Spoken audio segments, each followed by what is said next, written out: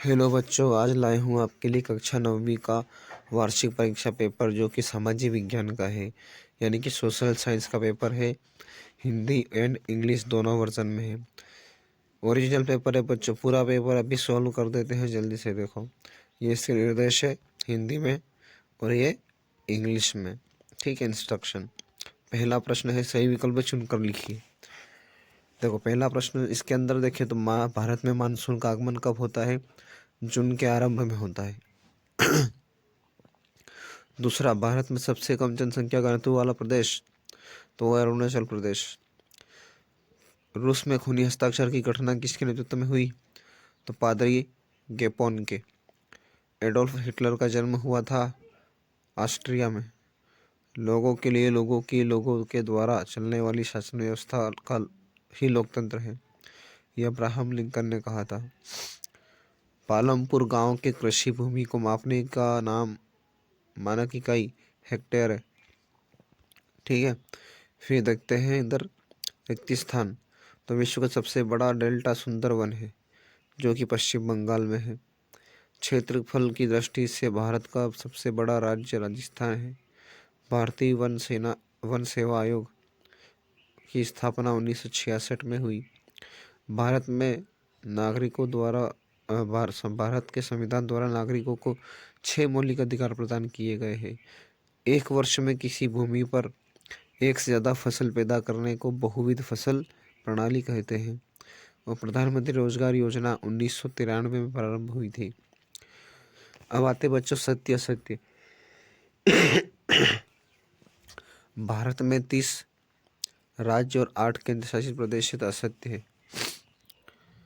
भारत में वन्य जाति संरक्षण अधिनियम 1972 में लागू किया गया, ये सत्य है।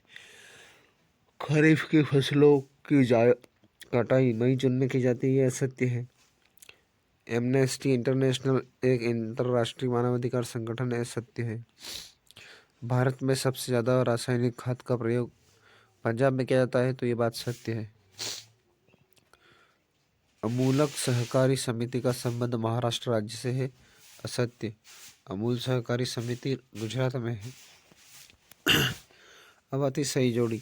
तो सही जोड़ी देखो, हिमालय की सबसे भारी श्रृंखला को शिवालिक कहते हैं। विश्व का सबसे बड़ा बसा हुआ नदी द्वीप जिसका नाम है माजुली। फ्रांस की मुद्रा लीवरे। धार्मिक कर का नाम है टाइद। और council of state Rajya Sabha. Bharat में सरकार का प्रमुख जो होता है वो होता प्रधानमंत्री। इसके बाद है बच्चों आपका एक वाक्य में उत्तर। भारत किस गोलार्ध में स्थित है? उत्तरी गोलार्ध में। भारत की सबसे बड़ी प्रायद्वीपीय नदी कौन सी है? गोदावरी। भारतीय संविधान लिखने वाली संविधान सभा में कितने सदस्य थे? 299। और राष्ट्रीय मतदाता दिवस 25 जनवरी को मनाया जाता है। भारत में सबसे अधिक साक्षरता वाला राज्य अब मिजोरम बन चुका है, पहले केरल था। खाद्यान्न वितरित करने के लिए सरकार द्वारा बनाया गया भंडारण क्या कहलाता है? Buffer stock. अब आते बच्चों 2 नंबर के प्रश्न। उन देशों के नाम लिखिए जो क्षेत्रफल में भारत से बड़े हैं। रूस, कनाडा, यूएसए, चीन, ब्राजील, ऑस्ट्रेलिया।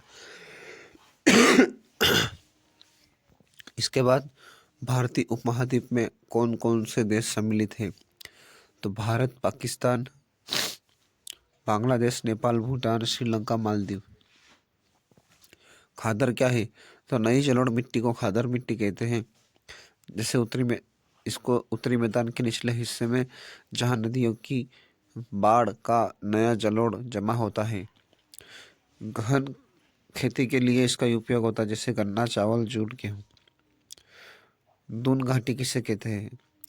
निम्न हिमालय और शिवालिक श्रेणियों के बीच स्थित लंबवत घाटियों को दून कहा जाता है, जैसे देहरादून, कोटली दून या पाटली दून।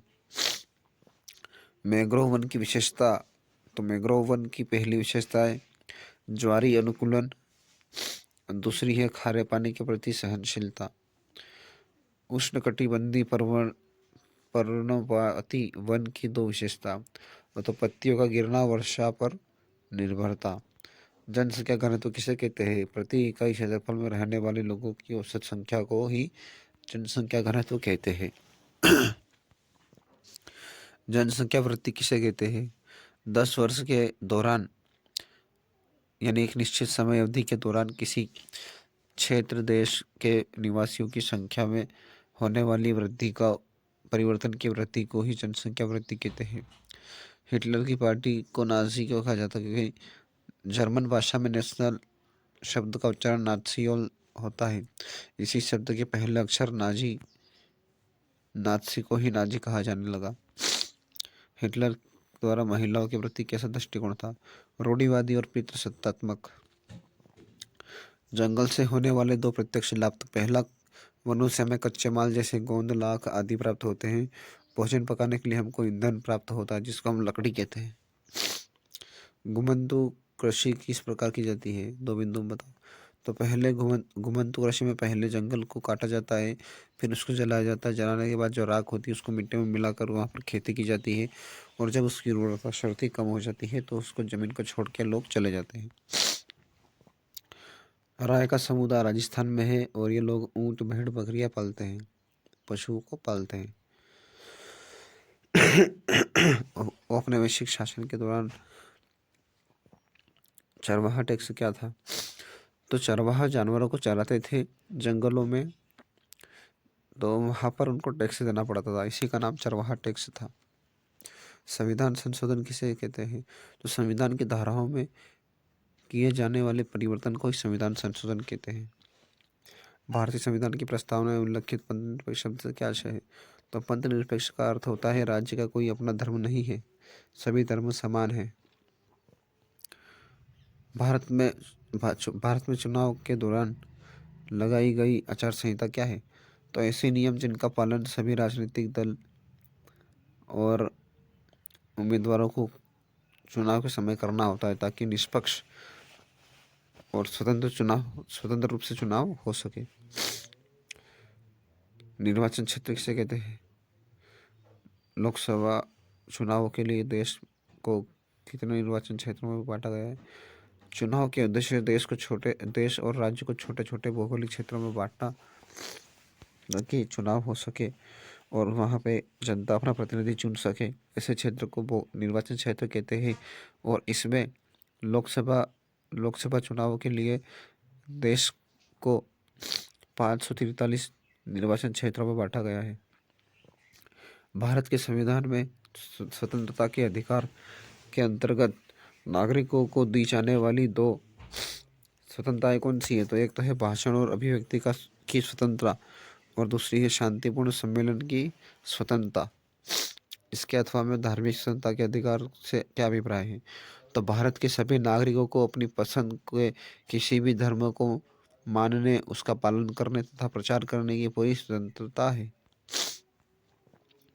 इसके बाद में बच्चों, शिक्षित बेरोजगारी भारत के लिए एक विशेष समस्या क्यों है? तो पहली, शिक्षा और कौशल में असंतुलन। दूसरा, जनसंख्या और रोजगार के अवसरों में कमी। इसके अथवा में किस पूंजी को आप सबसे ज़्यादा अच्छा मानते हैं? तो मैं मानव पूंजी को सबसे अच्छा मानता हूँ, क्योंकि मानव पूंजी से ही भूमि, श्रम, बौद्धिक पूंजी को उत्पादक बना सकते हैं। अंत्योदय योजना क्या है? तो भारत सरकार ने दिसंबर 2000 में शुरू की थी इस योजना को, जिसमें बीपीएल से नीचे रहने वाले परिवारों को, सबसे गरीब परिवार जो थे उनको कम दर में अनाज देना का काम होता था। सार्वजनिक वितरण प्रणाली क्या है? इसका उद्देश्य समाज के गरीब वर्गों को उचित मूल्य की दुकानें के माध्यम से रस्सी पर सस्ती दर पर खाद्यान्न वितरण करना। तमिलनाडु तट पर शीत ऋतु में वर्षा क्या होती है? क्योंकि वहाँ पर मानसून लौटता है इसलिए। और दूसरा, जब वहाँ की हवाएं चलती है तो वहाँ नमी इकट्ठी हो जाती है, जिससे वहाँ पर बारिश हो जाती है। इसके बाद में राजस्थान के घरों की दीवारें मोटी और छत चपटी क्या होती है? 3 बिंदुओं में व्याख्या करो। रूसी क्रांति होने के लिए 3 कारणों की व्याख्या लिखिए। तो जार का निरंकुश शासन, आर्थिक संकट और प्रथम विश्व युद्ध का प्रभाव है। तीनों कारणों के कारण रूसी क्रांति हुई थी। बोल्शेविकों द्वारा अक्टूबर क्रांति के बाद किए गए 3 परिवर्तनों की व्याख्या करो। भारत के प्रधानमंत्री किन्हीं 3 कार्यों की व्याख्या कीजिए। भारत का सर्वोच्च न्यायालय किस प्रकार के विवादों की सुनवाई करता है? 3 बिंदुओं में व्याख्या करिए। लोकतंत्र की किन्हीं 4 विशेषताओं की व्याख्या करिए। लोकतंत्र को परिभाषित करते हुए लोकतंत्र के विपक्ष में किन्हीं 2 तर्कों की व्याख्या कीजिए। राष्ट्रीय ग्रामीण रोजगार गारंटी अधिनियम 2005 की 4 प्रमुख विशेषता लिखिए। भारत में निर्धनता के कई 4 कारण बताइए। तो जनसंख्या वृद्धि, बेरोजगारी, कौशल की कमी, कृषि पर अत्यधिक निर्भरता। और दिए गए भारत के मानचित्र पर निम्नलिखित को दर्शाइए।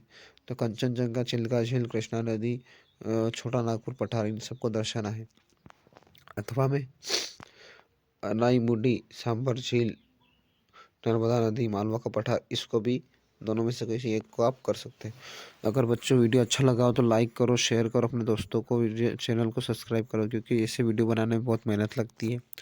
तो मिलते हैं अगले वीडियो में, तब तक के लिए बाय।